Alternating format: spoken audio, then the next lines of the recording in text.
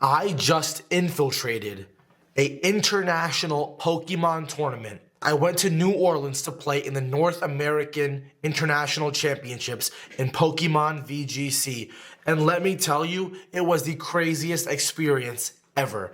I have a lot of takeaways for you guys today, 3 different things, but I'm gonna tell you it was the most insane experience of my life. I'm gonna get into it later in the video, but I literally played against the player who won the entire thing. I played in day 2 against the World Champion from 2023, and I have so much I want to say, so much that I want to tell you. So if you go to Pokemon international tournaments in the future, whether that's in Europe or Australia or in South America or even here in the US, you feel prepared and you can take what I just experienced and apply it to all of those international tournaments, but your local tournaments and even regionals. So guys, NAIC was crazy. I'm just gonna say what it was. NAIC was absolutely insane.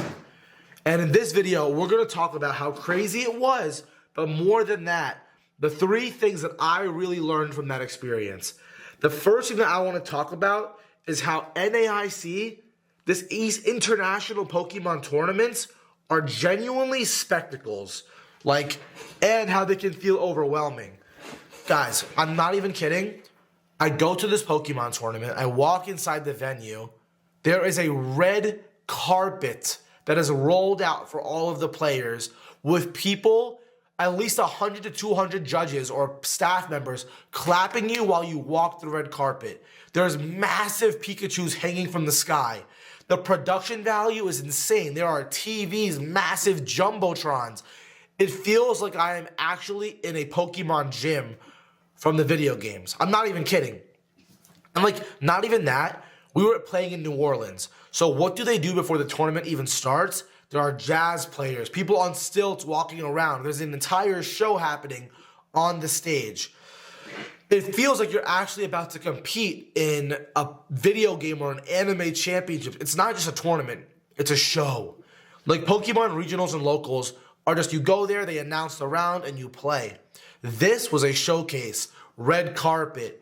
There were people everywhere. There was people from all over the world. People from Japan, Spain, Italy. And then there's an entire showcase too. I say all this to say how I was overwhelmed. Genuinely, I was like, oh my God, this feels bigger. This feels greater. This feels more intense. And I was looking around at all the other video game competitors and I could see it on their face. Every single player was nervous. If you were at NAIC yourself, let me know if you were nervous when you were there in the comments, because I know for the very first time in a long time, even I felt nerves. I sat across from my first opponent and I didn't really know what to do, so I tried to lock in, right? But what I noticed was I was nervous. I was feeling tense. I was like, oh my God, this round matters so much. I'm playing for my world's invite. There's a lot that's happening. You can get overstimulated by the noise, the people, the colors, the size, the stage. It's a lot. That's what happened for me. So I will tell you that although it can be overwhelming, there's a way to fix that.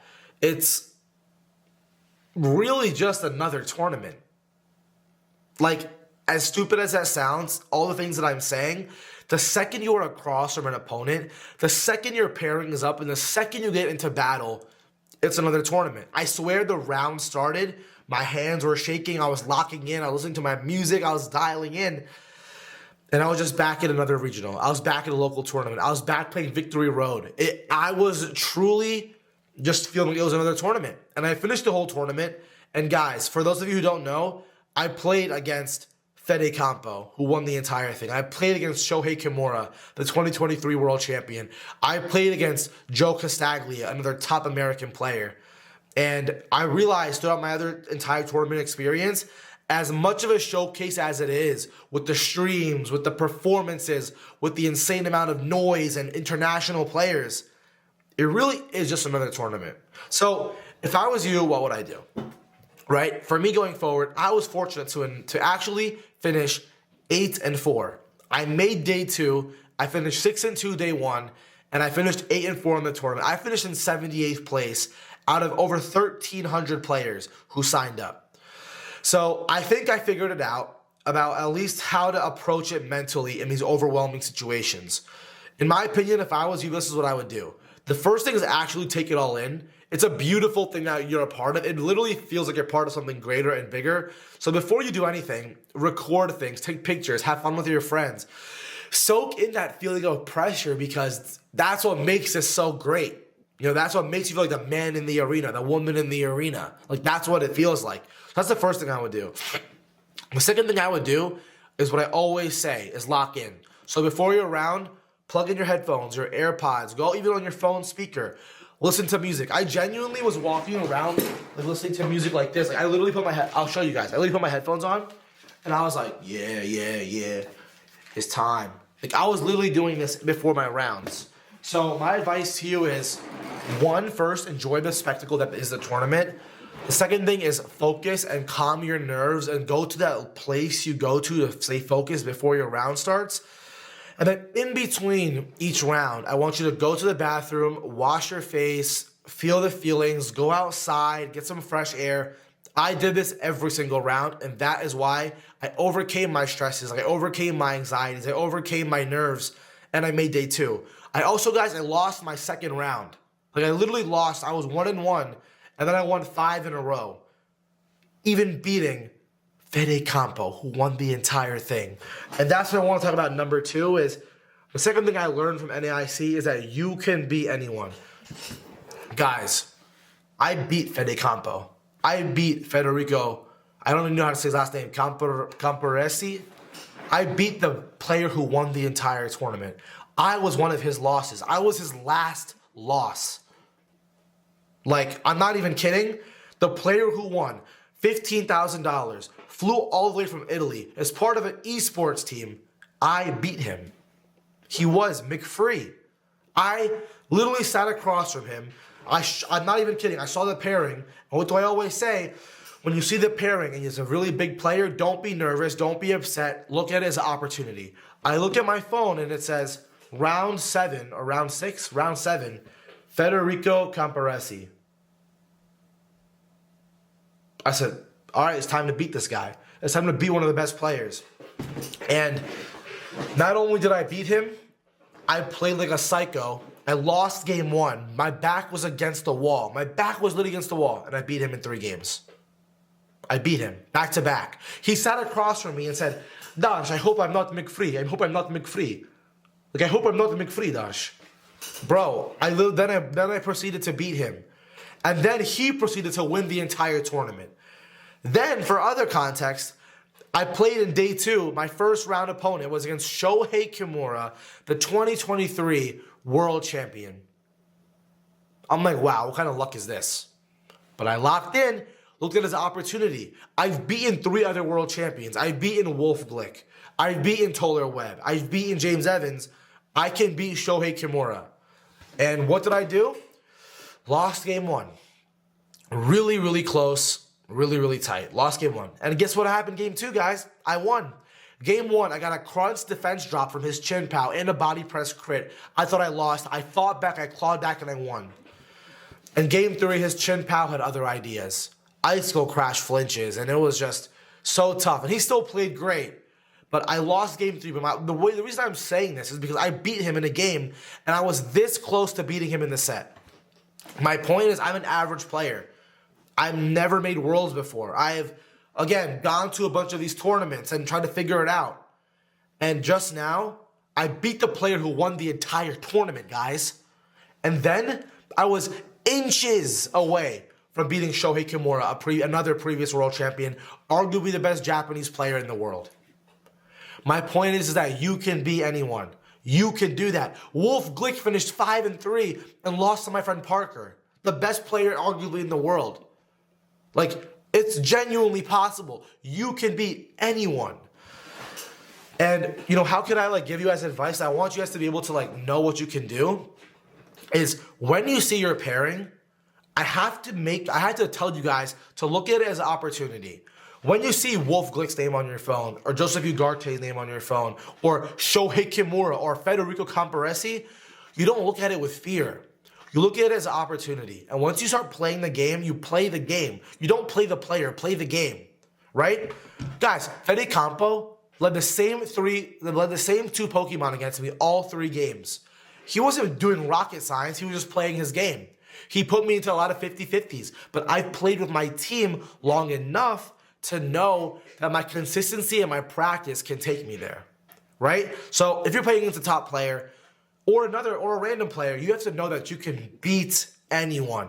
All it comes down to is your confidence, your lack of fear, and your comfort and consistency with your team. Guys, if I can beat the player who won the entire thing, if I can beat FEDE CAMPO, you can beat anyone. If Wolf can finish 5-3 and lose to normal players like us, you can do the same thing. So I want you to understand, whether it's in your local tournaments, in your regional tournaments, in your international tournaments, even in your worlds or online tournaments, I want you to know that you can genuinely beat anyone. It's about having that McFree mentality. That's what it's all about. And to be able to build that McFree mentality, that level of confidence, that comes as the third thing that I learned, is that genuinely hard work pays off. I'm not kidding. Hard work pays off. Guys, for this tournament, I have stuck to my routine, right? As many of you know, I play mini regionals, and then I practice matchups with my friends and review my replays. What happened? I have went to 2 international tournaments before, I think 2 or 3 years ago, and I did not make day 2 in either of them. It was hard. It was tough. And if I did, it would have been amazing, but I was not good enough. I did not practice good enough. I was not there yet, and that's okay. I just got proof of myself that hard work pays off. This year, in these tournaments, I stuck to my routine. Playing a mini regional every single other day. Practice these online tournaments in best of 3 practice. Stay with a team that is you, that is comfort, that is consistency, and it will turn into results. Guys, at this tournament, it worked. I finished in day 2. I beat FEDE CAMPO, right? But not in just this tournament. I day 2'd 4 out of 5 of my regionals this year. Like, I top 8'd twice. Like, I beat some of the best players in the world, and I'm sitting back and realizing that this tournament, again, is not like any other tournament. So if you have hard work and you pay off and you play with the same stuff that you've been comfortable with, it works. Because you're building that confidence in your practice and you're building that comfort in yourself. So when push comes to shove, you actually make the right decisions. That's what it's all about. Like, if I'm you, what I would do is I would commit to my team strategy. All right, do I love Trick Room? Do I love Tailwind? Do I love Screens? Do I love Groudon? Do I love Koraidon? Do I love Calyrex Shadow? Find what you like about your own playstyle and your comfort. I promise if you practice with one team or one strategy for a long time, and then you make the efforts and you review your replays, you play against the hard matchups that you're struggling with on ladder, with your friends or with people that you want to meet. Like, it will work. It will genuinely pay off. It did for me. And again, I somehow went from 1-1 to 6-2 to 8-4, finishing 78th out of over 1,000 players. Like, it pays off. And I want you to feel like your hard work does pay off. And what I'm saying is not work harder, or it's work smarter. I don't need you to spend 40 hours a week playing this game. Guys, I have a full-time job. I work from 8 o'clock in the morning until 6 o'clock in the evening. I record these videos, take about 3 hours, 4 hours to do everything at the bare minimum. Then I practice. And I still have a family, a girlfriend, my friends, which I'm trying to balance all that too. And if I play maybe an hour a day max, and I'm able to get 4 out of 5 day 2s with never having been to Worlds before until this season, you can do the same thing, right? You can genuinely do the same thing. So my message to you is, if I had to give you actionable advice, pick your team strategy that you like and stay consistent with it. Practice against all the matchups that you're seeing, especially the hard ones, and do it consistently. I'm telling you, if you do that, you will consistently somehow start day 2ing and beating top players. It worked for me, and it will work for you, right? And my whole advice was like, this tournament was insane. Like, guys, I literally played against Joe Castaglia, amazing regional final, multiple regional finalists. I think he might have won a regional. I played against Federico Camporesci, one of the best Italian players who won the entire tournament. And I played and almost beat Shohei Kimura, the Japanese world champion. Right? Like, I got an amazing experience. I got to see so many friends, and it was genuinely an insane tournament. Guys, I wore this exact outfit because I wore this exact outfit on day one. I want to represent my country, but also show you guys, like, I feel like this is what was part of my day and part of my amazing run. And guys, again, like, NAIC was crazy, but my 3 things that I need you to learn and I want you to take away from my experience is that I went through this entire infiltration of gauntlet of Italian players, Spanish players, American players, Japanese players, Mexican players, Peruvian players. I went through the entire crazy tournament run to learn these things. And I didn't know what they would be like before the tournament, but I figured them out by playing. And it's one is that although the spectacle was overwhelming, if I was you, I have to lock in and focus and reset and treat it like any other tournament because, guys, at the end of the day, with all the glitz and the glam, it's just another Pokemon tournament. So lock in and it will work. It worked for me. I went to day 2. I finished well. Also, you can genuinely beat anyone. Look at every pairing, not out of fear, as an opportunity. If you don't know their name, call them McFree. You should go into that with that McFree, I'm going to dominate mindset. If you recognize a player and they are a really strong player, look at it as an opportunity. Because that is your chance to make a statement. That is your chance to show all the practice, that confidence you've been trying to build. That's your chance. So what I would do is, before your match, hype yourself up. Listen to music. Play the game. Don't play the player. The last thing I want to do is tell you how hard work pays off. C+C, comfort and consistency. Use the same things over and over. Trust yourself. Trust your strategy. Play in mini regionals. Play 8 rounds of Swiss on best of 3 Pokemon Showdown with the same team. Watch your matches. Fix the bad matchups. Optimize and tweak.